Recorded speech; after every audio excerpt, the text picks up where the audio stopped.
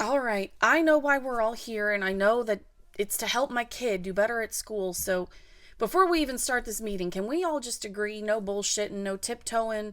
We're all going to say what we mean and mean what we say and just get down to the nitty-gritty of it so we can help my kid.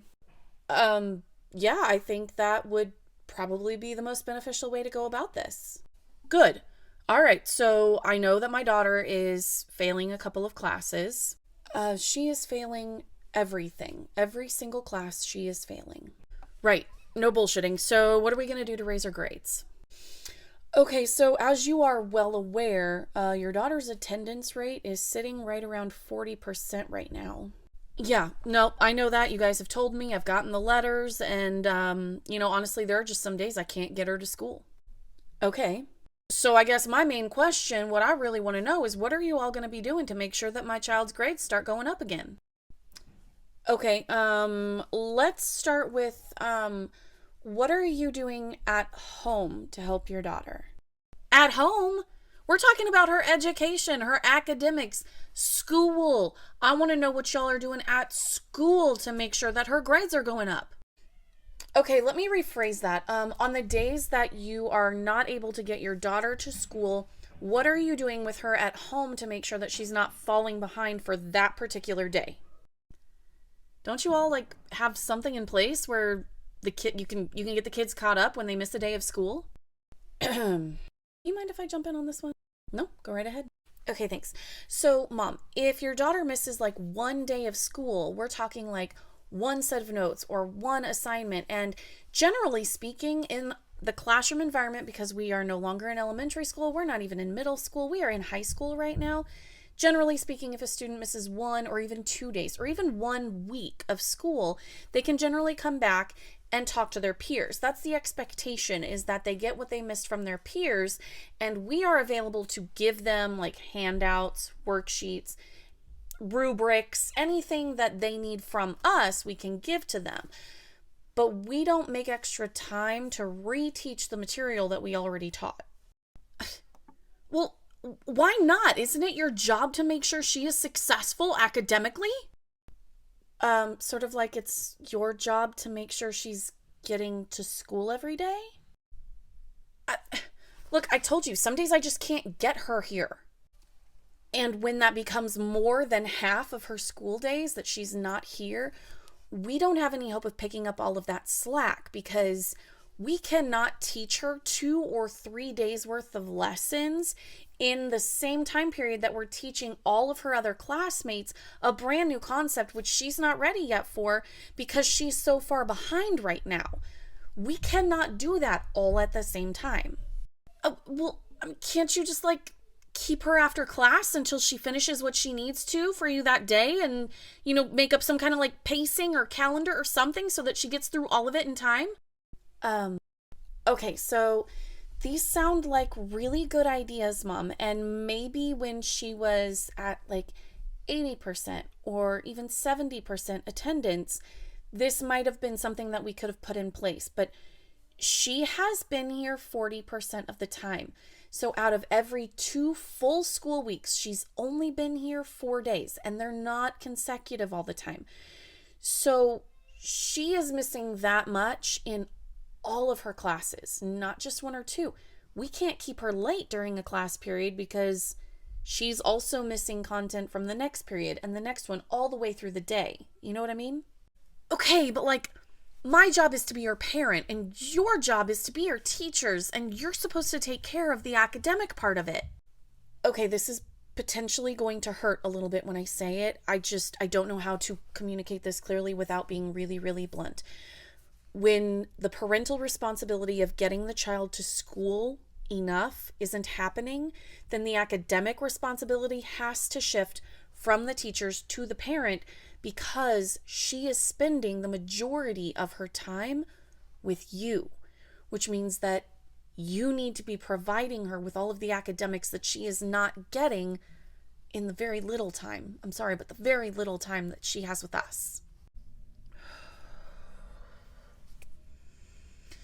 My daughter is going to kill me for saying this to all of you, but can I be really, really, really real with all of you? Absolutely. Yeah, go ahead. Okay, there might be a bit of a medical aspect to all of this. Go on. She is really gonna kill me for telling you guys. I what would telling us whatever this is potentially help your daughter, or do you think it would just be something that you tell us that she will view as you trying to, I don't know, like make an excuse or something? That's the thing. I don't know if it would help her or not if I tell you, but I mean, there's a reason I can't get her to school every day, and to me it's a viable reason, but I don't know what a school would think. Hmm.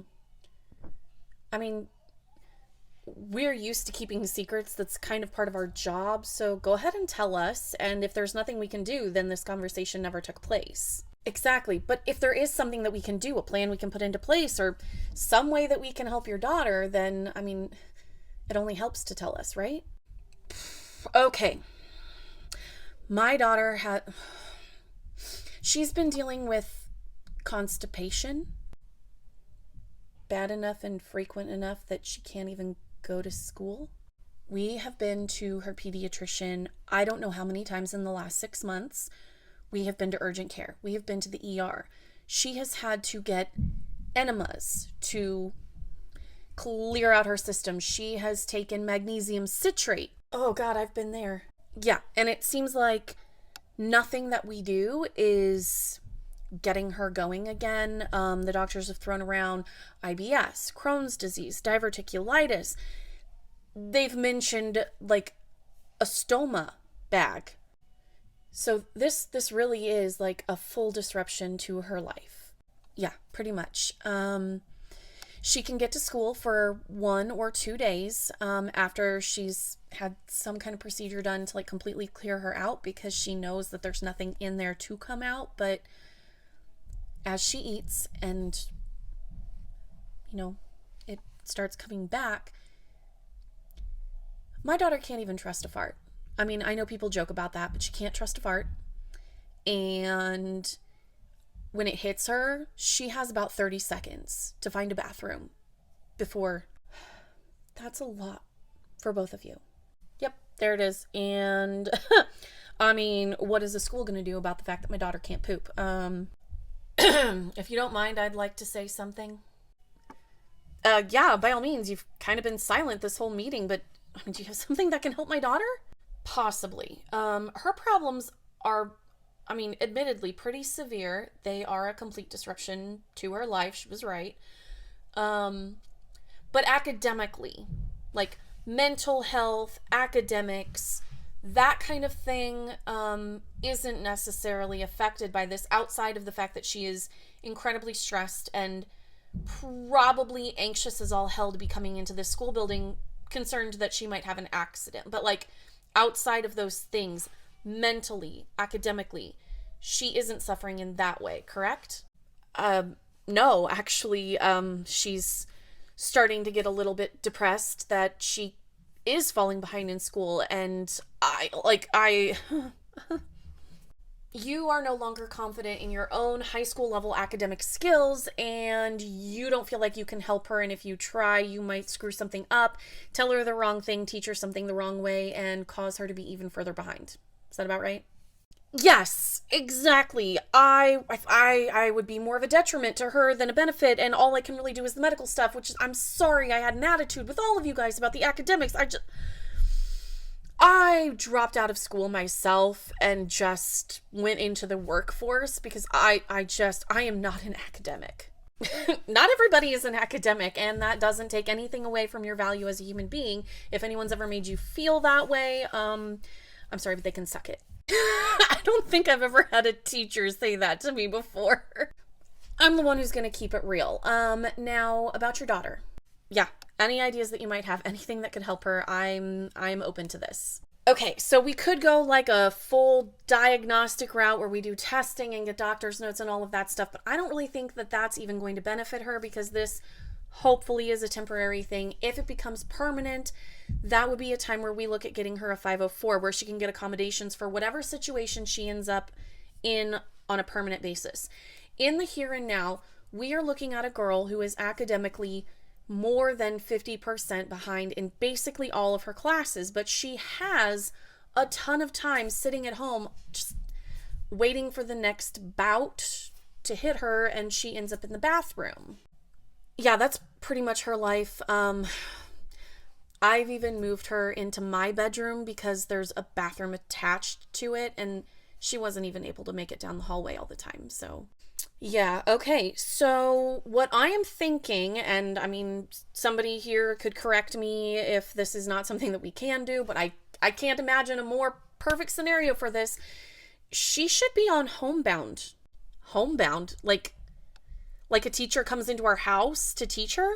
Well, yeah, I mean that's the gist of it, but since COVID, we have all of these new options that we can put in place, and so what we can do is enroll her in the virtual program with the state, and then we can assign a teacher to come to your house 1, 2, 3 times a week, make sure she has somebody to answer all of her questions, check her work, check her tests, give things a once over before she turns them in, or even, I mean, like, again, correct me if I'm wrong, but we could put her on homebound and you could work through like a homeschool curriculum situation, and we could be there to help with the academics. Like, she can read the textbooks, she can do the practice problems that are in those books, we can provide her with the tests that go with those books.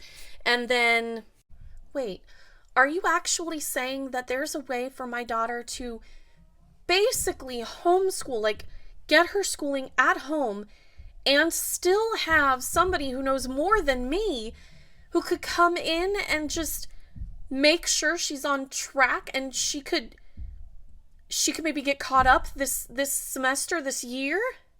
I don't see any reason why we shouldn't put her in that kind of a setup. And I mean, we can check with the teachers she has now and see if any of them want to be her homebound teacher. It's like an extra pay situation. It's almost like tutoring, except it's focused and it's funded by the district. And then whenever you get all of the medical stuff squared away, she can come back in person full time if she wants to. Or maybe the homeschooling thing works for her and she wants to enroll in a state virtual program permanently until graduation. Oh my God. I'm so glad I told you. I think that sounds perfect. And I'm just going to go on the record and say that your daughter, like, yeah, she's been missing school. She's so far behind, but she's kind of brilliant. Oh, believe me, I know that. And we are in high school. I mean, I'm just going to be perfectly honest with you. If you can get into the right kind of setup and program, I wouldn't be surprised if your daughter could get through all of the academic requirements and, I don't know, maybe even get her GED within 6 months, tops.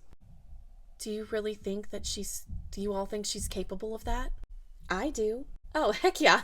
No doubts in my mind. GED with honors, maybe even a scholarship. I mean, now that we've gotten this part figured out, the rest is gravy, if you ask me. I can't even believe that this could be possible. What do I need to do? Do I have to sign a paper? Like, do I need to request her records? Like, what do I need to do? Let's start today. We can give you the request form today, but the principal has to sign off on it. You don't sound very optimistic about her signing off. In the 14 years I've been in this district, and the 10 years before that when I worked in another district while a friend worked here, this principal has never once approved homebound care. Well then, why even suggest it? Why get my hopes up about this? Because I have a plan for you. Well then, let's hear it! Would you all mind giving us the room, please? Okay. Yep, sure thing. It was good to see you again. Okay, bye. Thank you. Alright, let's get to it. They can't even be in here for this? Plausible deniability. I'm tenured and they're not, so they could get pushed out, but they have to prove wrongdoing on my part in order to fire me, and all I'm doing is telling you the facts. They just don't want you to hear them. Oh, okay then. All right, for starters, your daughter, you said you've been to the pediatrician a bunch of times. Does she have a gastroenterologist? Yeah, so we just had an appointment to establish with him like 2 weeks ago, and we go back in like 1 more week. Okay, so the GI doctor has all of her records from the pediatrician and is probably, hopefully, going to be giving you a diagnosis soon, correct? That's the hope. Okay, so regardless of what the next steps are, I imagine it's probably going to come with something like you're taking fiber or you're going to the bathroom every so often, like scheduling, dietary, maybe even exercise stuff. I don't know. I don't understand the GI. I'm not a doctor. But as part of her treatment plan, you can have the GI doctor put in a formal request that while she is undergoing treatment for this, that she is in homebound care. You can get the doctor to sign off on it. Oh, that's brilliant. Yeah, see, if a parent just requests homebound care because of a hardship that they're dealing with that's like not specified or maybe not proven or whatever, a district is more likely to tell you that that doesn't exist in the district or that they don't offer those services. However, if you have a directive from a medical professional stating that this is necessary for your child's care, then they either have to provide those services or they have to pay for a third party to provide those services for you. Oh my God, are you serious? As frustrating as it is, it always comes down to money with school districts because we're not funded worth a darn. So they have to trim the fat literally anywhere they can. So unless they have something that is technically legally binding or something in which going against it could potentially put a student in harm's way, which could result in a lawsuit, they're going to trim the fat anywhere they can. Okay, so that actually makes it make sense why they would tell parents the services aren't available, even if they technically are. Right, because they have to pay somebody to go into your house and provide those homebound services, even if it's only for like 3 hours a week. That adds up over time. Yeah, no, I get that. Okay, so you're going to get the directive from the GI doctor or even her pediatrician if your pediatrician is willing to give it to you right now. The GI doc might make you wait until your next appointment. I don't know. I wouldn't know. But you then have the doctor send that to you digitally and in a paper copy. And then you're going to email that form to the principal, but you're also going to call this number here. What is this? That's my niece. She works with a parent advocacy group and they're completely and totally pro bono. So in the event that the district tells you no for homebound services with a doctor's directive, you forward all of that to her and she will then call the school and set up a meeting with you, her, and the admin and possibly somebody from district office to gently force their hand. Exactly. Nothing says saving money like part-time homebound service compared with a potential lawsuit. Oh my God. Okay, and then why would the others get in trouble for telling me all of this? Well, I mean, realistically, there shouldn't be anything wrong with any of us telling you what services are available and the processes that you might need to go through to get something in place for your daughter. But again, it all comes down to money. And a loudmouth teacher with 14 years of experience in a district probably costs more than a first-year teacher in the district. Hammer, nail, perfect shot. So because I'm tenured, they can't fire me for telling you the truth. It might make somebody mad if they found out that I'm the one who gave you this information, but realistically, the information is out there for anyone who knows how to find it.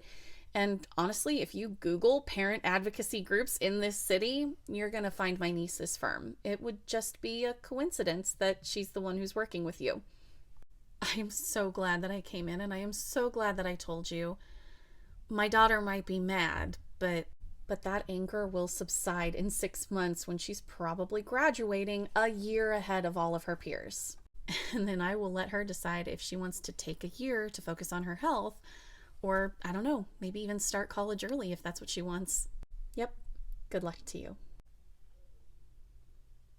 That is exactly right. Okay, now tell us how you got that answer. Excuse me, Miss Manx? Oh my gosh, how are you? You remember me? Are you kidding me? I could never forget you. Well, I'm doing really, really good. My mom and I have figured out all of my medical stuff, and with the help that you gave her, I was able to graduate early and I decided not to go to college. Instead, I applied for an internship doing what I really, really love. Good. And I proved myself over and over and I quickly worked my way up and now I'm already lower level management in my company and I am almost making 6 figures already. Oh my God, that makes me so happy. You have no idea. You're not jealous of my salary? Oh, well, I mean, of course I am. I would kill to have a salary like that, but like, I am so happy for you.